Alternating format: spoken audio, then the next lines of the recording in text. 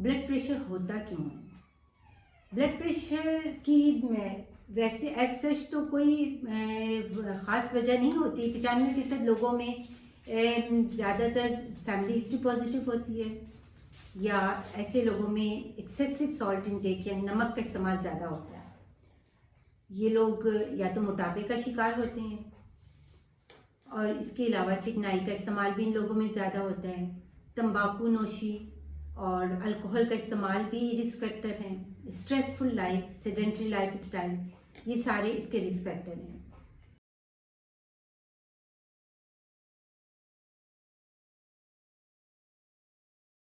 मैं डॉक्टर आमना मजहर, मैं as a consultant family physician private practice करती हूँ वापडा टाउन में। और इससे पहले मैं यूनिवर्सिटी ऑफ लाहौर और उससे पहले फातिमा मेमोरियल में मेडिसिन के शोबे में काम कर रही थी।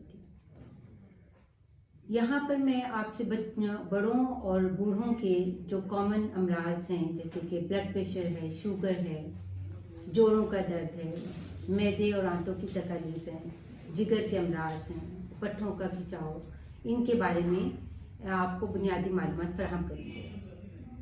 मेरा आपसे जो राब्ता होगा वो डॉक्टर समीना तौफीक के यूट्यूब के चैनल के through, health with doctor Sameena Taufiq, इसके ज़रिए ही रहेगा। और गाहे बगाहे हम आपसे इन तमाम टॉपिक्स पे अपनी मालूमात शेयर करते रहेंगे। आज जो मैं आपसे जिस टॉपिक पर बात करने चाह रही हूँ वो ब्लड प्रेशर है, जो कि तकरीबन बहुत कॉमन है। हर घर नहीं तो हर दूसरे घर में कोई ना कोई ऐसा शख्स मौजूद होता है जिसको कि ये मर्ज लाहक होता है। ब्लड प्रेशर एज सच तो खून का एक दबाव है।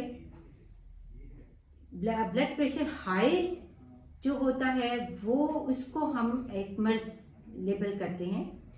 नॉर्मल ब्लड प्रेशर की जो हमारी वैल्यूज़ होती है वो 120 और 120 और 80 होती हैं। अगर इससे ज़्यादा आपका ब्लड प्रेशर रह रहा है तो हम आपको हाइपरटेंसिव या हाई ब्लड प्रेशर लेबल करते हैं। सबसे अहम बात ये कि हम 1 या 2 रीडिंग्स पे कभी भी आप किसी शख्स को हाइपरटेंसिव लेबल नहीं करते। इसके लिए ज़रूरी है कि बहुत सी मुतअद्दिद बार आपका ब्लड प्रेशर चेक किया गया हो, और उसमें हमारी जो एक सेट रीडिंग्स होती हैं उससे ज़्यादा रीडिंग्स आपकी आ रही हैं। और इन सब के साथ भी इन्वायरमेंटल फैक्टर्स जो हैं आपके वो कंफर्टेबल हों, आप स्ट्रेस में ना हो, कॉफ़ी और कैफीन का इंटेक ना लिया हो, और ब्लड प्रेशर जो है आपने किसी माहिर शख्स से चेक कराया हो। इस वक्त आप स्ट्रेस में ना हो, एक्सर्शन की हुई है तो 5-10 मिनट का रेस्ट कर लें, और उसके बाद आप अपना ब्लड प्रेशर चेक करें और इसकी चार्टिंग 1 हफ्ता मुख्तलिफ औकात में करें। इन एनवायरमेंटल फैक्टर्स को रखते हुए मद्देनज़र, उसके बाद उस चार्टिंग को देखते हुए हम डिसाइड करते हैं कि ये जो शख्स है इसको हमने हाइपरटेंसिव लेबल करना है या नहीं।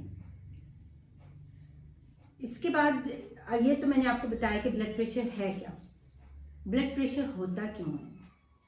ब्लड प्रेशर की वैसे एज सच तो कोई ख़ास वजह नहीं होती। 95% लोगों में ज़्यादातर फैमिली हिस्ट्री पॉजिटिव होती है, या ऐसे लोगों में एक्सेसिव सॉल्ट इनटेक या नमक का इस्तेमाल ज़्यादा होता है। ये लोग या तो मोटापे का शिकार होते हैं, और इसके अलावा चिकनाई का इस्तेमाल भी इन लोगों में ज़्यादा होता है। तंबाकू नोशी और अल्कोहल का इस्तेमाल भी रिस्क फैक्टर हैं। Stressful life, sedentary life style, ये सारे इसके रिस्क फैक्टर हैं।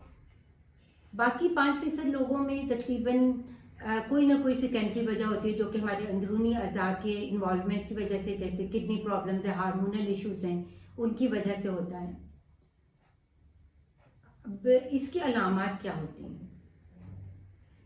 ब्लड प्रेशर जब भी हाई होता है, अक्सर तो हमारी जनरल पॉपुलेशन तो डिनाई करती है अगर कभी उनकी ब्लड प्रेशर रीडिंग हाई आ जाए, एक्सीडेंटल फाइंडिंग होती है। एक बात मैं अलामत से पहले आपको ये बताना चाहूँगी कि जो डिनाइल फेज है ये आपके लिए ज़्यादा ख़तरनाक है। अगर आपका ब्लड प्रेशर रीडिंग ज़्यादा आ रही है तो आपको उसको बड़ी केयरफुली उसको मॉनिटर करना चाहिए, कि आप पता चले कि आया आप वाकई ही हाइपरटेंसिव हैं या ये किसी स्ट्रेस की वजह से ऐसा आपका ब्लड प्रेशर रीडिंग ज़्यादा आई है। इसमें अलामात जो नॉर्मली अक्सर मरीज कंप्लेन करते हैं, सर दर्द की, चक्कर आना, पट्ठों का खिंचाव, इसके अलावा मतली और उल्टी की फीलिंग्स होती हैं। और बाज़ लोग कंप्लेन करते हैं कि उनको धुंधला नज़र आ रहा है। ये सारी बहुत कॉमन अलामतें हैं जिसके साथ के हमारे पास हाई ब्लड प्रेशर का मरीज़ आता है। इसके अलावा भी हैं, लेकिन एक जनरल पॉपुलेशन के तौर पे आपको इनका मालूम होना चाहिए। अब अगली बात ये कि इन ब्लड प्रेशर से हम कैसे बच सकते हैं। ब्लड प्रेशर से बचने के लिए जितने भी जो रिस्क फैक्टर शुरू में मैंने आपको बताए हैं, अब उनको अगर हम अवॉइड करें तो हम काफ़ी हद तक इसको या तो डिले कर सकते हैं या इससे हम बच सकते हैं। जैसे कि अपनी लाइफस्टाइल मॉडिफाई करें, स्ट्रेसफुल लाइफ कोशिश करें कि जितना आप स्ट्रेस अपनी ज़िंदगी से निकाल सकें निकालें। सेडेंट्री लाइफस्टाइल को छोड़ दें। अगर आप ओबेसिटी की डेफिनेशन में आ रहे हैं तो आप अपनी मोटापे को अपनी खुराक से और एक्सरसाइज से कंट्रोल करें। इसके अलावा आपने नमक का इस्तेमाल कम करना है।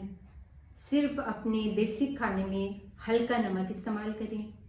इसके अलावा जो आप अक्सर लोग जो ऊपर से स्प्रिंकल करके नमक लेते हैं या फ्रूट्स में या सैलड्स में डाल के या मशरूबात में लेते हैं, उनको चाहिए कि इसका इस्तेमाल तर्क कर दें। चिकनाई का इस्तेमाल कम करें। डेयरी प्रोडक्ट्स ज़रूर इस्तेमाल करें, मगर उनमें चिकनाई को निकाल दिया करें। इसके अलावा स्मोकिंग और अल्कोहल, इससे भी परहेज़ करें। सेहतमंद खाएं, सेहतमंद रहें। इंशाल्लाह आपके साथ दोबारा राब्ता होगा। अल्लाह हाफ़िज़।